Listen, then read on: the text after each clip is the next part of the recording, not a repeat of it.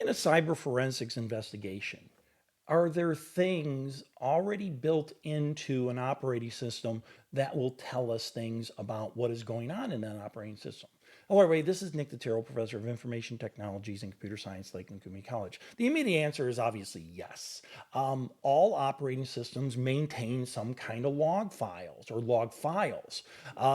In this particular video, we are just going to examine Microsoft's Event Viewer. Now, Microsoft's Event Viewer goes back to the old Windows NT 3.1 days, almost 35 years ago.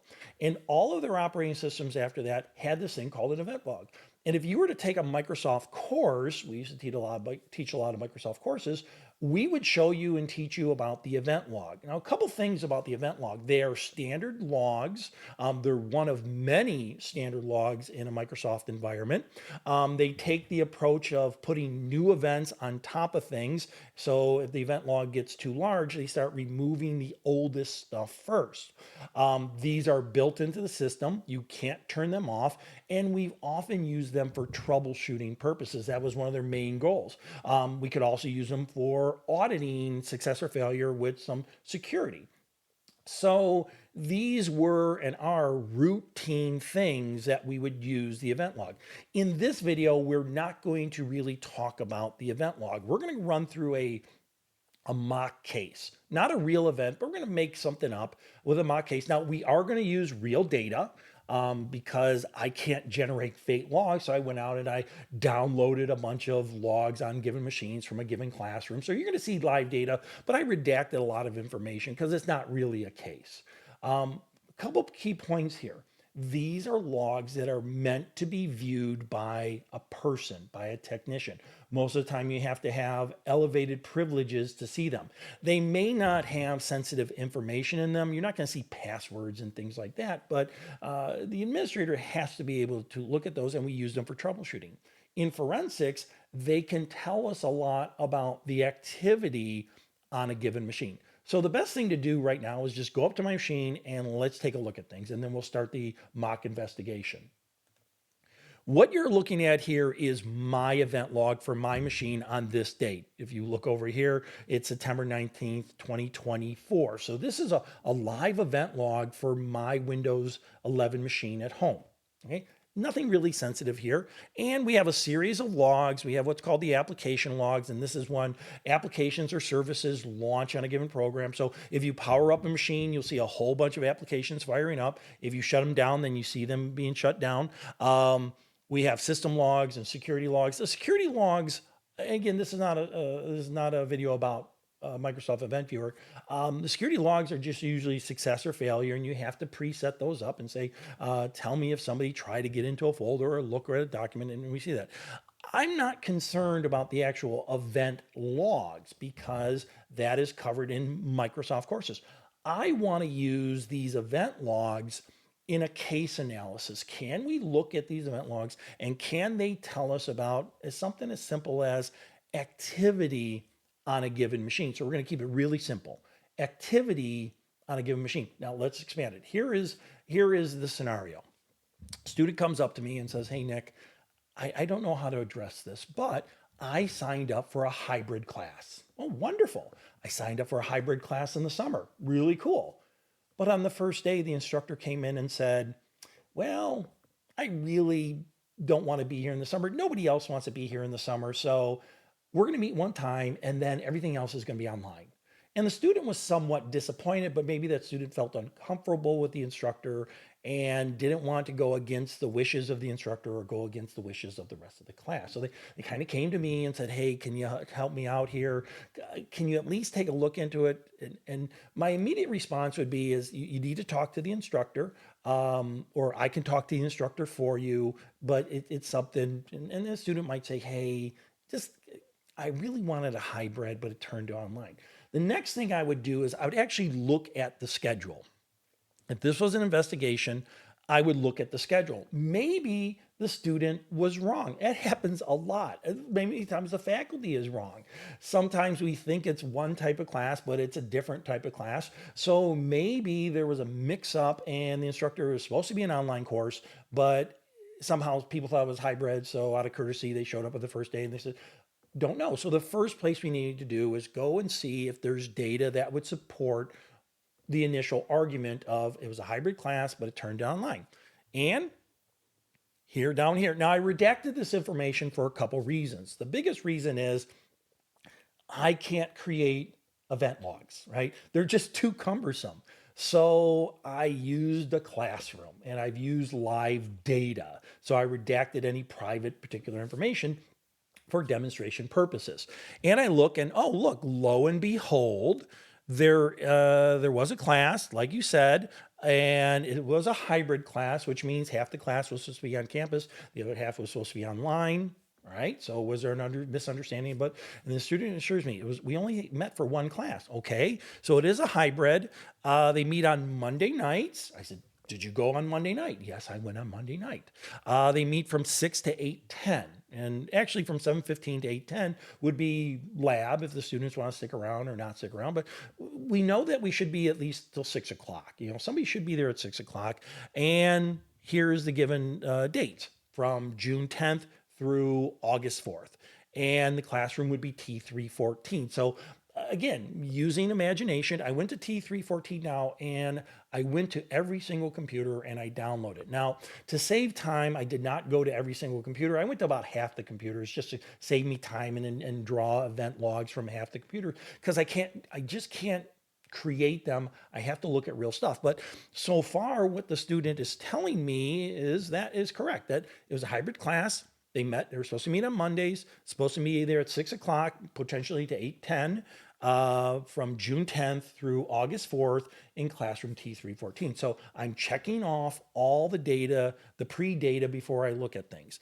Now, if I go back to the event viewer, what I did was, again, let's suspend reality here, but I actually did this.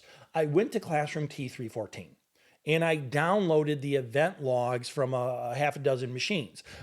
Normally what I would do if it was a real investigation, I would download all the event logs from every single machine in the classroom, just so I have a basic pattern. I just can't look at one machine.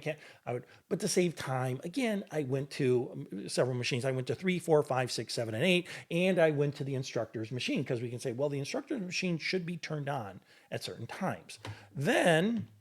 So I downloaded those, and to save a little time, I've already opened them in Event Viewer, and if we here are those given machines. So probably the first place I would look is the instructor's machine.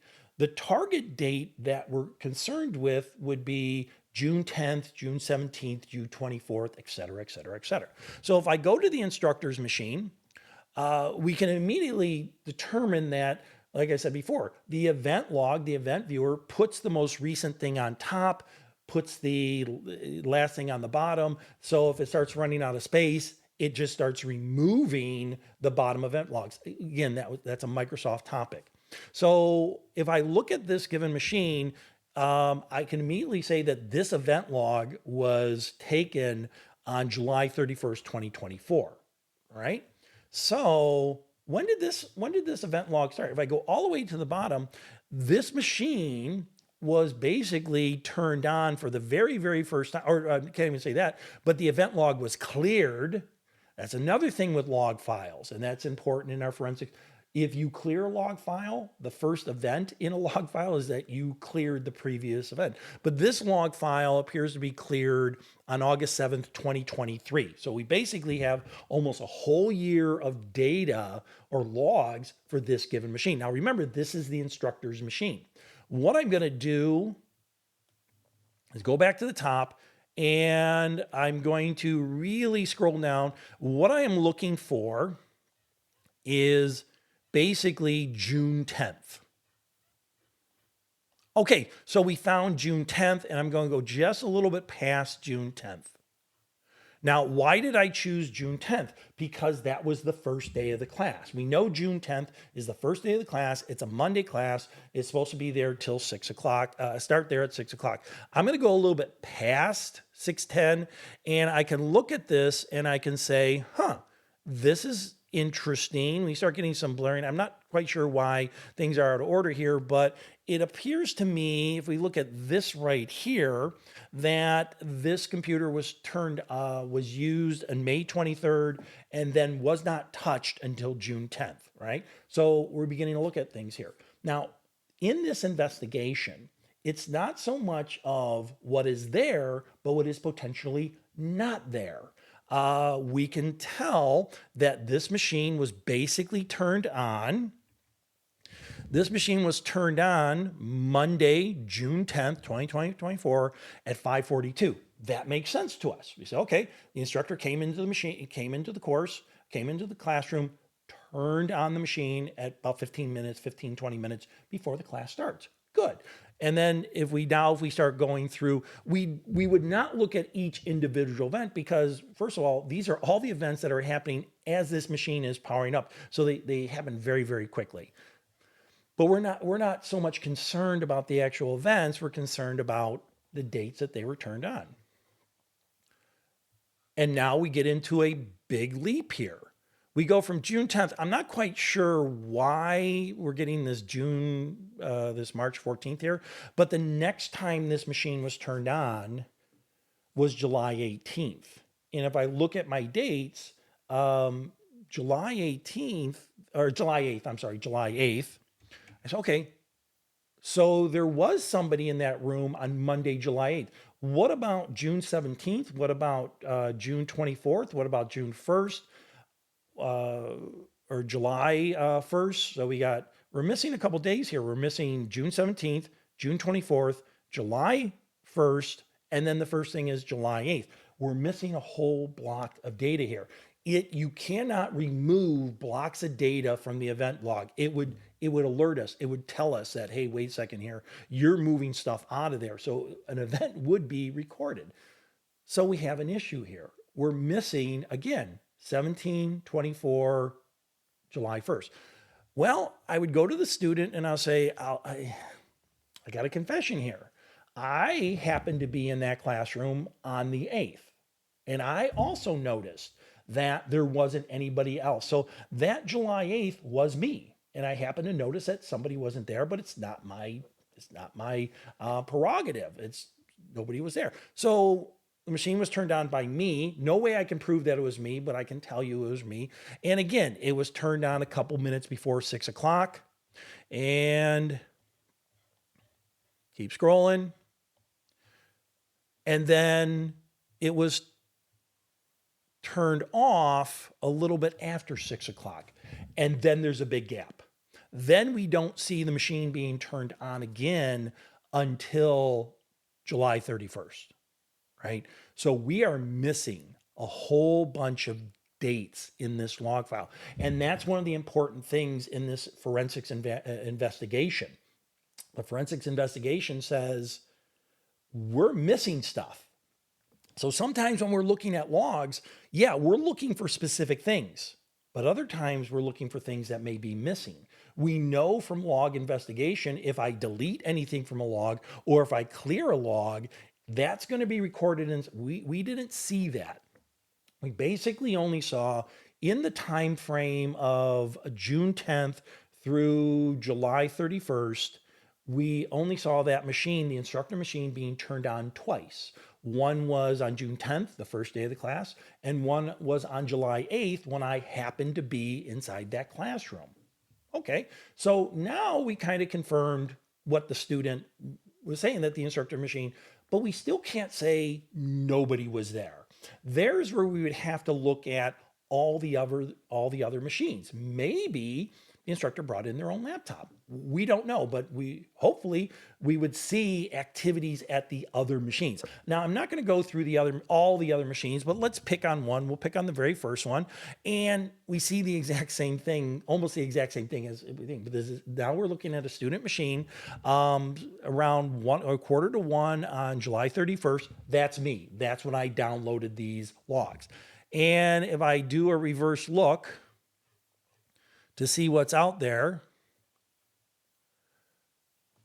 well, this is interesting. The July 31st, May 1st. So through a little bit of investigation, we immediately say that, okay, machine 3 wasn't turned on at all throughout the summer. Now that might, when the class is only, say there's 17 machines in that classroom and there's 10 students, we know some machines won't be turned on. That's why we would have to collect all the machines here. We'd have to collect all the machines because some people, some machines may, and again, I only collected a half dozen machines, but if you look, they're all going to follow this same pattern that the machines were turned on July 31st. That's when I downloaded the logs for this demonstration.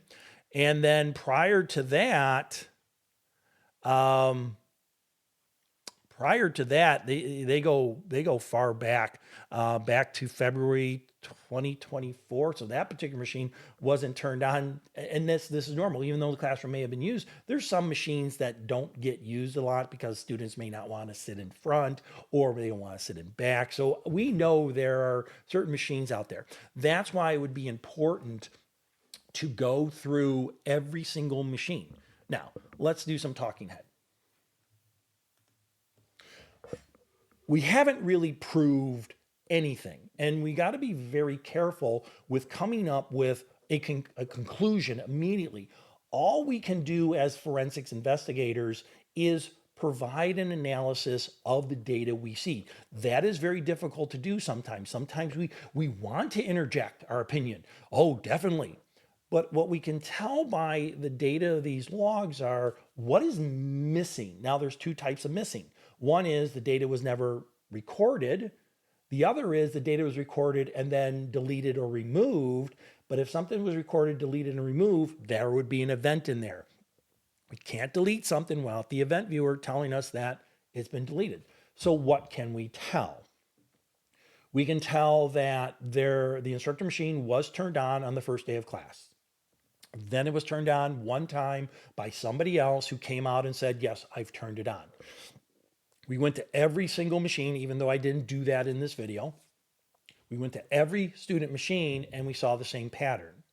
Now, some of them got turned on June 10th. Others may have not, but we would probably see some kind of pattern, but nothing happened after June 10th on those machines. The next event that would happen was July 31st. That's all we can say. Machines were turned on, they were turned off, things are missing. We can't say, somebody was sitting there and using their own computers, everybody brought in their, we can't say that. We can't say it was a ghost town. All we can say is these particular machines. What would be the potentially next step? Well, I would probably talk to the student and calm them down and maybe talk to the faculty member and say, okay, what particularly happened here? The student was upset and they came to me, and this is the stuff that we potentially think. And again, this is an imaginary case. Let's say that. The next step is, when were the doors opened in that classroom? Do you have log files to say, if you've ever been in T314 or some of our classrooms, we are key coded? And the answer is yes, we can look at key codes for classrooms and say, okay, the door was open, the door was closed, the door was open, the door was closed. That's for a different video at a different time. So this video was really not about a real case. Nobody came to me and said, Nick, da da da da. I just wanted to gather particular information and do this demonstration. So on July 31st, I gathered it. And yes, there was supposed to be somebody in that classroom, but for some reason, they weren't there. Right? That's all we can say. Or I can't even say that. I can say somebody was supposed to be in that classroom, but there was no indication that machines were turned on those days that they were supposed to be there. So again, there's where I kind of slip. It is an opinion, right? The facts are those machines weren't turned on. They were turned on the first day. A couple of them were turned on the first day, but they weren't turned on until July 31st. Kind of boring stuff, but this is what forensics is, right? Forensics are looking at things, trying to find things, and trying to find what's not there. So with that being said, let's go and learn something.